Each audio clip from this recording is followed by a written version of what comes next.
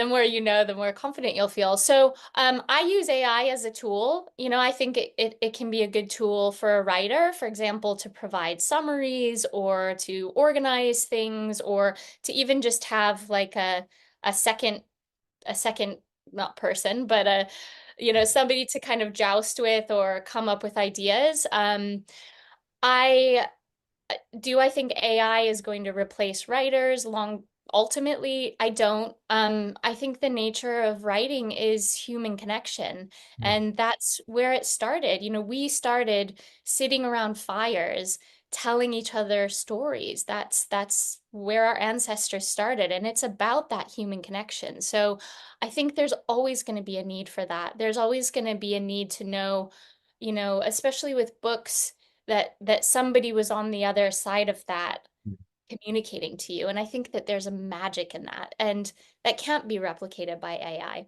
Having said that, though, I know a lot of other people in my industry have had a lot of issues finding work because of AI. So I can't pretend that it's not impacting people. For me personally, it hasn't impacted me, luckily. I hope it doesn't too much. But yeah, my husband studied AI at university, and he's an engineer. So it's reassuring to be able to talk through all of it with him and learn more. Right. Um, yeah, I think stay curious. That's how I feel about it. And if I ask you the opposite of this question, where a ghostwriter or a content writer should not rely on AI, what will be your answer to it? Yeah, I think absolutely not. Personally, this is my personal line is, for example, I would never use AI for I wouldn't use AI for my clients Mm. just purely because of copyright worries, plagiarism worries. I feel like for me it's an ethical boundary.